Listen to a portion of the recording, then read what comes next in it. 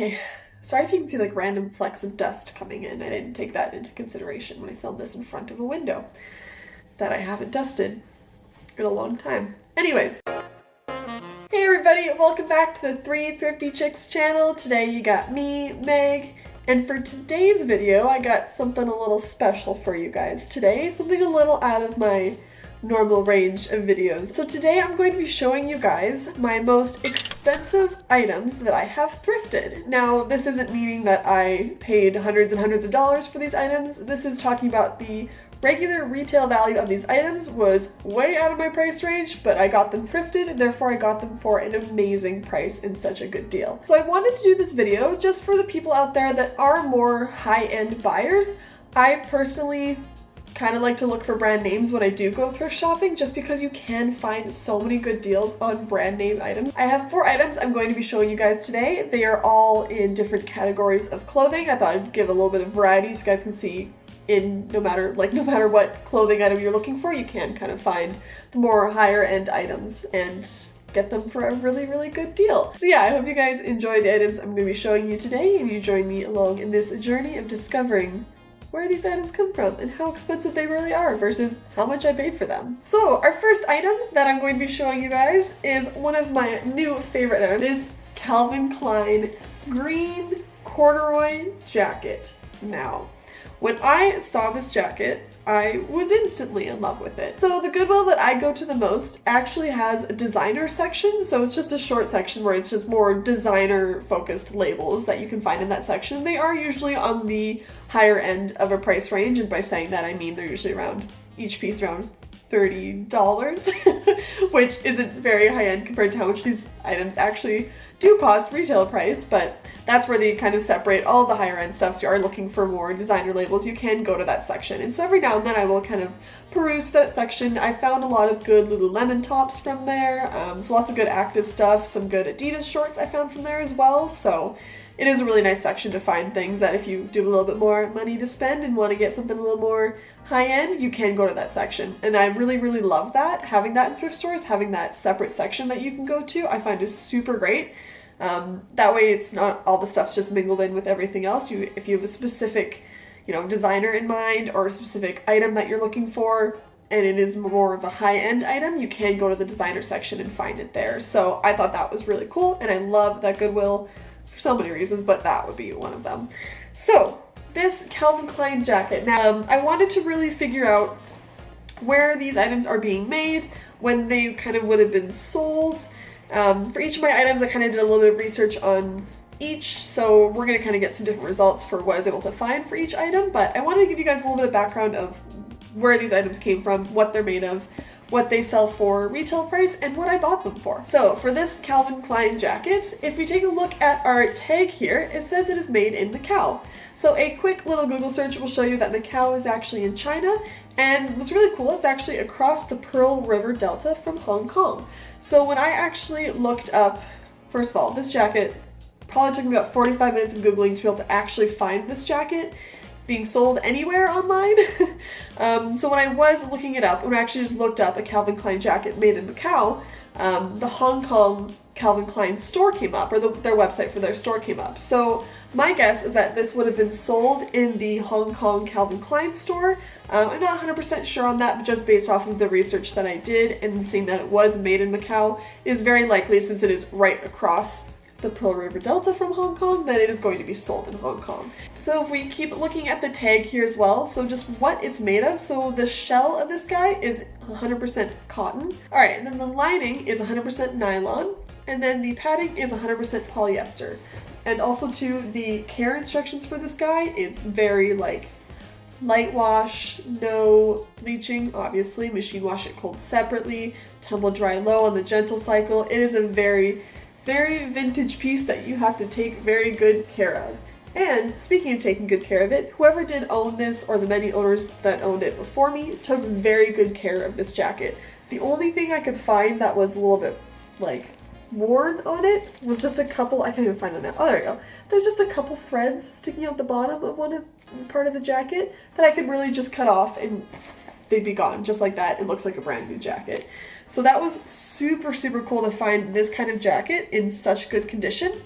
Now, when it came to researching this jacket, so while doing my research for this Calvin Klein jacket, I first did take a look on the Calvin Klein website just to see if I could find anything close to the jacket that I had. I didn't, pretty much, obviously, because this jacket is probably from the 80s, I couldn't find anything for this jacket on the Calvin Klein website, but what I did find that was close was this corduroy hooded puffer jacket. So this is kind of the same consistency as, or texture, I guess you could say, as my jacket when it comes to the corduroy look to it. Mine obviously doesn't have a hood and it's not very puffy. So just for comparison though, I did want to see the price of this guy. So this one was originally, as you can see at the bottom here, $220. They have it on sale for $54, which is a pretty good sale. But that was for Calvin Klein's website, the closest thing I could find to what I had there. So yeah, so that was my first search. As I said, this was quite an extensive search to try to find this jacket anywhere so I could get an accurate retail price on it. So next on my search, I found this jacket on Depop. It was being sold out of New York. So for this one, it's a vintage Calvin Klein dark green corduroy jacket. Now, this one got me pretty excited. This was the second one that I found that was probably the closest to the jacket that I had in terms of look and how it and where it was made. The front, of course, doesn't have the zipper front to it, but I was very excited about this one. I thought this was the closest I was going to get.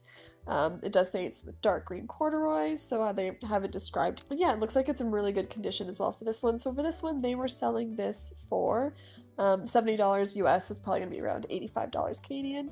So that was another one that I found that was super close to the jacket that I have. And then finally, it happened. Etsy pulled one through for me. I found my actual jacket being sold on Etsy. Now, this is the complete jacket. Oh, I'm so excited. It has the exact same tag, exact same specs. The front is proper. It's got the zip up, which is perfect. This is exactly what I was looking for. I was so excited to find this. So for this one, they are selling it for $88 Canadian. So we go to the item details here, but how they describe this jacket is an older style, thick wale, corduroy matched with a short torso, Eisenhower cut, could be cute for anyone, wonderfully androgynous, which is something I do really like about this jacket. It is very androgynous, it doesn't have a women's or a men's label on it, and it really could fit with anybody's style as well. So this was a big win. This is absolutely the jacket that I have. I love that it says that it was made in the 1980s. It is also insulated and it's a sustainable style. So many good qualities to this jacket. So like I said, they bought it here they're selling it here for $88 Canadian. The jacket that I got, I actually got it for $11 Canadian. So big win for me. Super, super great price. I was so happy I found this jacket. It's one of my new favorites. So as you guys can see on my research for this jacket, I was able to find it on Etsy for $88. I couldn't actually find the actual retail price of the jacket. It's a pretty old jacket, so it's pretty impossible to find what it would have been sold for back in the 80s. But the closest thing I could find was the one on Etsy for $88, and I did buy this guy for $11 from Goodwill.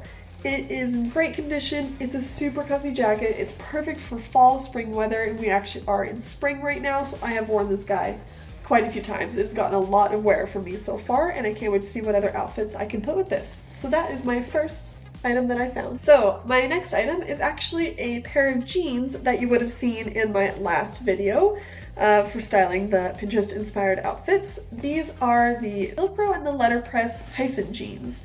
So I honestly, when I first got these, I didn't even think to look up the brand. I've never heard of Pilcrow and the letterpress, but I didn't think they were anything too crazy expensive, so I didn't think too much of it.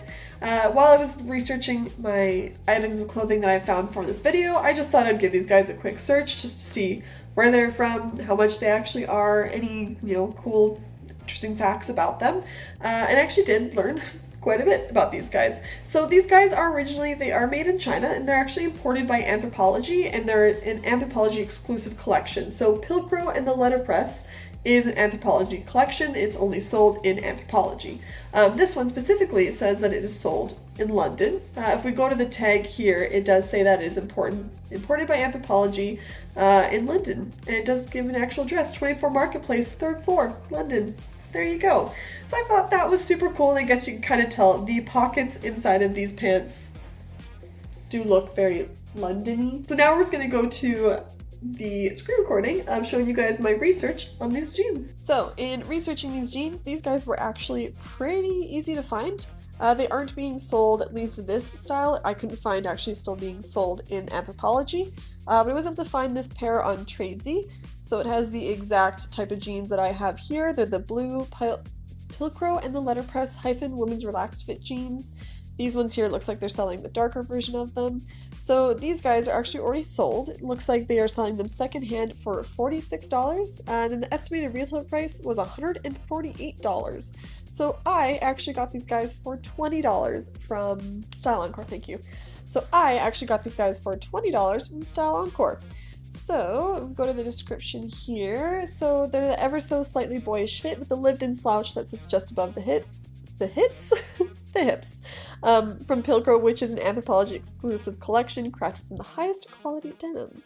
So, yeah, I absolutely love these pants, and then amazing that they were originally sold for $148, and I got these guys for $20. So that is another big win for me. I absolutely love these pants. They are super comfortable, super great fit. That's it. There's the jeans. Okay, so for this next item, it's going to be this pair of sandals that are from Franco Sarto, the artist collection. These are called the Fisherman Sandals, which I did find out on my research here. So these guys are actually made from real leather, which I don't think I own anything made out of real leather, and I'm not too sure how I feel about that yet, but after doing some research and going to their website, I did find out that they are making everything to be sustainable and to last a very long time, and to be very simple designs, but to last you forever. Also, these shoes are in amazing condition as well. There's barely any wear and tear on the bottom of these shoes, as you can see. The toe has a little bit of scuff marks and some chipping away there, but besides that, the leather itself is still in amazing condition, and these guys are super comfortable. I've only worn these once so far just because it is spring here, but we did just get some snow yesterday. So it's not really sandal spring yet.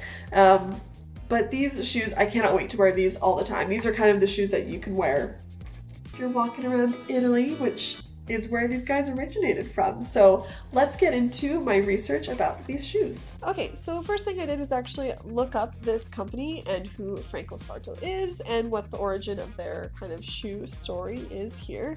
And I actually do really like what they stand for. So they do say they stand for simplicity, sincerity, and sustainability. They build every shoe to last you a long time. It does say here that it was Venice 1990 when our namesake designer Franco Sarto brought the first of his many carefully considered collections to America. And then it sounds like they now have a creative visionary, Giovanna Pagni, who builds on this vision with each style. So like I said, they are made from real leather as well. And my favorite part about their company and what they've written here is that the belief that timelessness is everything and intentional design is equal parts shoe, the woman who wears it, and the world she wears it in. So I just love that they really do take a lot of care into making their shoe. You can tell they really do love their passion and what they stand for and what kind of shoes they do want to create.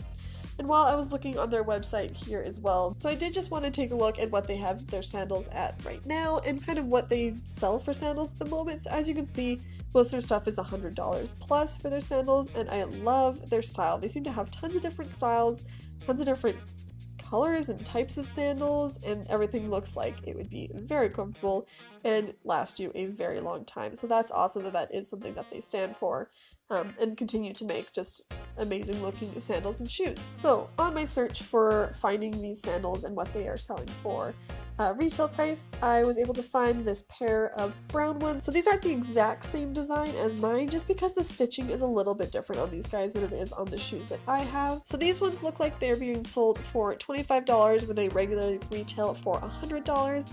As you can see, there's quite a bit of wear and tear on these ones, a little bit more actually than the ones I have, but these are very, very similar to the ones that I have found, just in a brown color instead of black. So I was super excited when I found these that they actually are being sold on Poshmark, it looks like, and they are being sold secondhand, so that's awesome. And then Poshmark once again pulled through for us. I found the actual sandals that I have being sold here.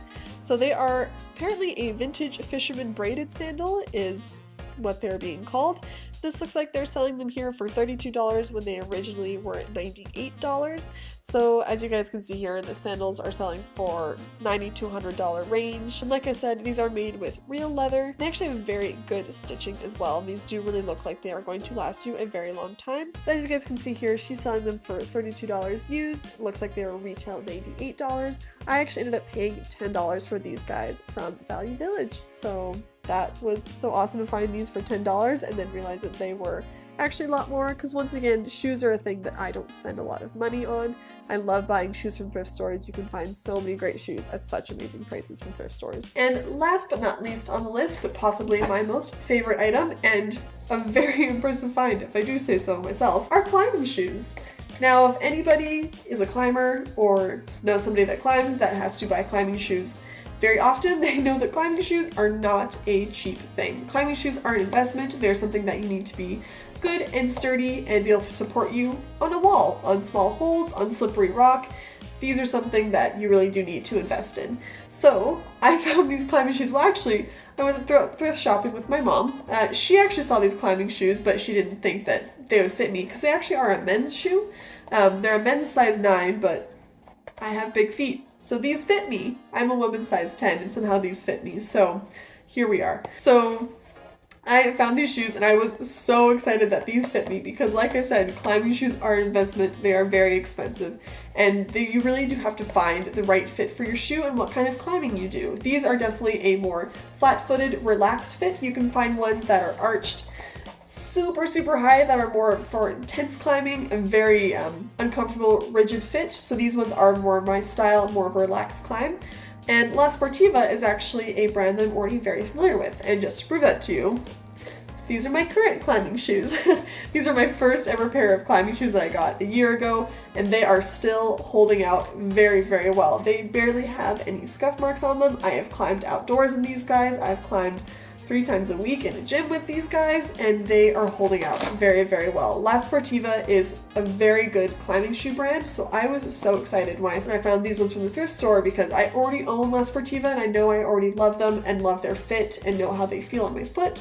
So I was so excited to find these guys, and that means also too, I already know how much these guys cost because these ones cost me around, I think $130 to get these shoes, and I just got them from Mech. So most of La Sportiva is just sold in places like Mech or any kind of outdoor climbing shop. I did still want to do a little bit of research on La Sportiva. As much as I do already love their brand and know quite a bit about their brand, I did want to see what else they were about. So I did do some research on them, but before we get into that, I do want to talk about these shoes a little bit more. So for these guys, there is minimal wear and tear, which is really important. If you find a climbing shoe that's super scuffed up, it's probably close to the end of its life. But for these guys, as you can see, there's just some scratches and indentations on the toe here, which is to be expected. If you are climbing a rock, you're using your toes a lot for holds and for grip. So besides that though, they are in very good condition, not a lot of scuff marks, anything like that. The laces are still all intact. And same with all of the seam work inside as well. Everything is intact, everything is holding together very well. It looks like this was just worn just for a couple of uses and then discarded. No, I have them.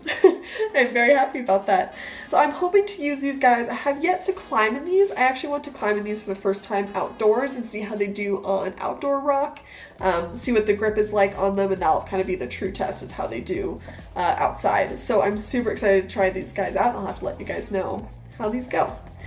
So now we can kind of go into the research on La Sportiva as a brand and how much these guys retail for and what I bought them for. So, something really cool about La Sportiva, in case you couldn't tell by the name, they actually were produced and designed in Italy. So, their factory is located in Ziano di Fimi, which is a small mountain village in the heart of the Italian Dolomites. I'm very sorry if I mispronounced any of that or butchered any of that as well. But this is honestly a really good place for climbing shoes to be made, as it is made basically at the base of a bunch of mountains. So, yeah, I thought these have a really cool origin story. the factory that they have in Italy, and it's a small 250 person factory. It was a family owned and operated business, so I find that is super cool as well. They also now apparently have a retail store, it says here, in Boulder, Colorado. But besides that, everything is produced and made in Italy, and I find that super cool, super unique to a climbing shoe, that it is, very uniquely made to its spot of origin, and where it originated from is in the mountains, and so they kind of do have the right skills and techniques to make these shoes because they are living right by where they need to test those shoes.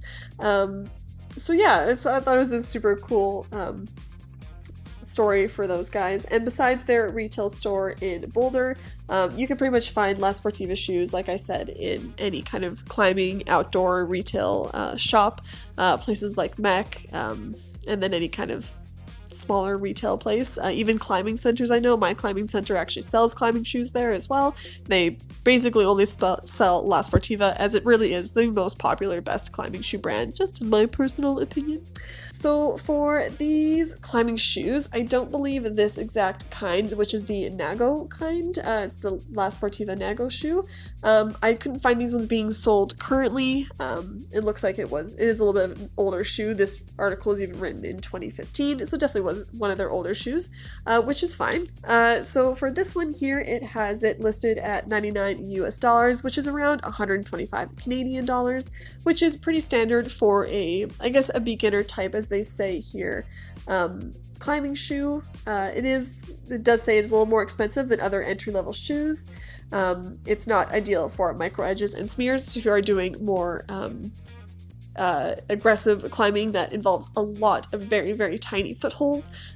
These might not be the best shoe for you, but for me, I do a lot of bigger bouldering and stuff like that, so I think these will be really good for me. And once again, also too, it is not a very super arch shoe, so it's not very aggressive. It is more comfortable flat shoe, like this Nago here. It is a very comfortable flat shoe. So like I said, they do have it listed here for $100 US, which is around 125 Canadian, and I actually got these shoes from Goodwill, once again, for $20, which I was very shocked that they were selling these shoes for $20. I would expect them to be at least double that for used climbing shoes, but we did get these guys for $20, and they seem to be a very good find. I can't wait to see how well these guys climb outdoors and climb on bigger boulders.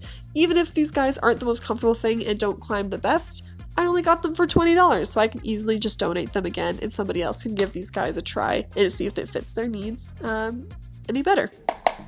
So I am very excited about that find. All these guys I found here, it was really cool to do the research on them to see where they come from, how they're made, and how much they retail for. It is always so rewarding to see what you're able to pay for something when you get it thrifted compared to what it does retail for. So I hope you guys enjoyed this video, and I hope you guys are a little more conscious now of when you do go thrift shopping to see how much you got this thing for and how much you could have bought it for retail. It is very interesting to see how much thrifting can help you money-wise and still get a really good product and be shopping sustainably. I think that's a really important factor about thrifting a lot of people don't take into consideration, is how much you would really be paying for this stuff retail. So yeah, I hope you guys enjoyed this video. We will see you guys next week. Have a great rest of your week.